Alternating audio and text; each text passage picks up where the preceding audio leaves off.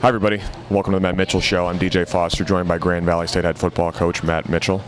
Coach, tough loss for your team this week up in the UP. Took on number 20 Michigan Tech, a 35-14 loss. Tech got out to a big lead obviously early on. It looked like the big series or the big 1 minute of play. Essentially they scored 2 touchdowns late in the first quarter and really kind of swung the momentum in their favor, and they kind of never looked back from that point. Yeah, I mean, based on where we're at a little bit, we're just, struggling with some guys up front to run the ball, and that was a game where we knew they had a really good rush defense. Our defensive line is a very physical group. They have a couple overhang players good. We knew we needed our defense to show up and play well, and our defense did not play well, and it also got hurt by some other things that were happening the other 2 phases of the game. They drove right down on the opening drive, threw the ball down, and scored. We weren't real good in the red zone. We got them several third downs in the red zone. Couldn't get off the field, but then we drive down, don't convert on a 4th down, and we force a 3 and out. We rough the punter, give him an extra possession that way, and then 2 plays later we throw an interception, give him an extra possession. So our defense has got to be the strength of this team, and we didn't come out and play well.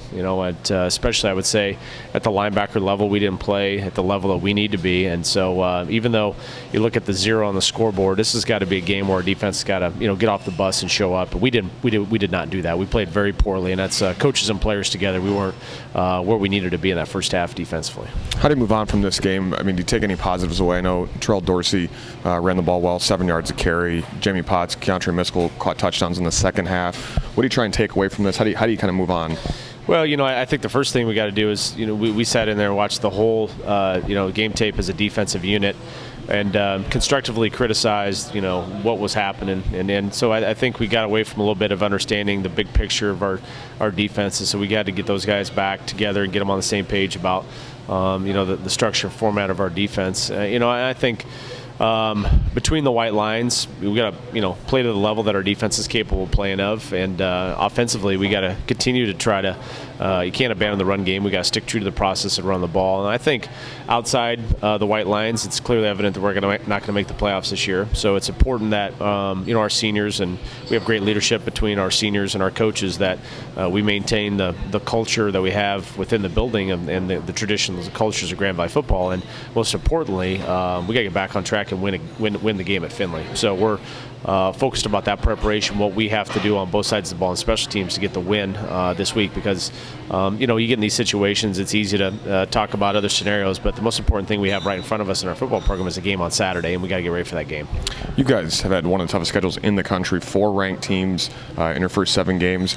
That's where all your losses are against ranked teams, and obviously it's not an excuse, but I mean, you've played 4 very good teams so far, and you've still got a couple good teams on the schedule left. Yeah, I mean, I think we look at the balance and the weight as this conference continues to play out. The 4 teams that we didn't have a chance to play on our schedule, Walsh, Malone, Northern, and Northwood. They're going to be at the bottom of the rankings relative to some other teams there. So we knew heading into this was a tough schedule, but we play football at Grand Valley State, and there's really no excuses for not getting the job done. And so we didn't get the job done up to this point in the year, but we have 4 games left to play Grand Valley football, and some of those games are going to be against some good teams. Findlay's a good football team. They were ranked in the top 25 at one point.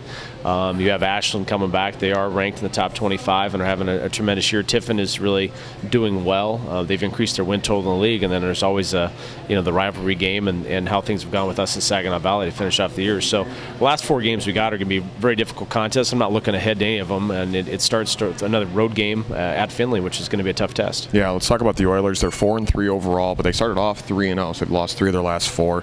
3-3 in GLIAC play. At home, they're 3-1, and they have the league's leading passer in Verlon Reed, a couple good running backs. Daquan Ford, obviously, was one of the best running backs in the league last season. Talk about what you know about the Oilers early on this week. Explosive offensively. When you look at things statistically, it matches up with what you see on tape. I think they're top 2 to 3 in most statistical categories in our conference right now. They're throwing the ball very efficiently. They're one of the top passing teams in our league, and a lot of it has to do with the senior quarterback.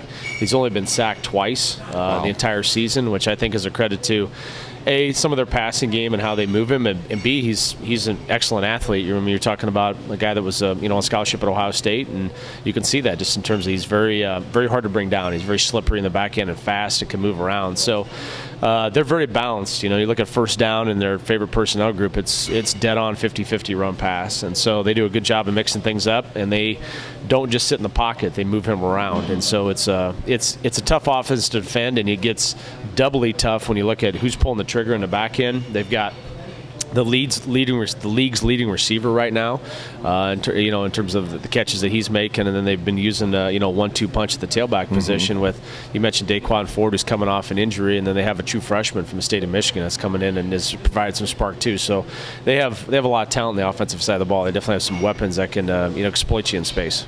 What are you looking at preparation-wise for your team this week?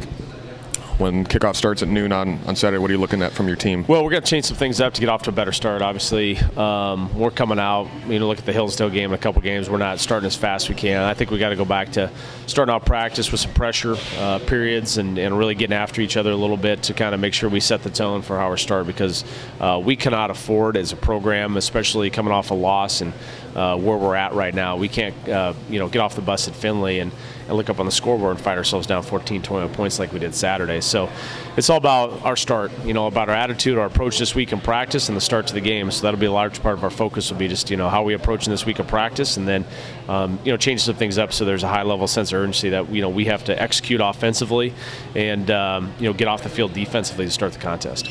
Grand Valley State and Findlay this Saturday afternoon in Ohio. It's a noon kickoff between the Lakers and the Oilers. Mitch, thanks for your time and good luck this week. All right, thank you. Thanks for watching the Matt Mitchell Show here on the Grand Valley Sports Network.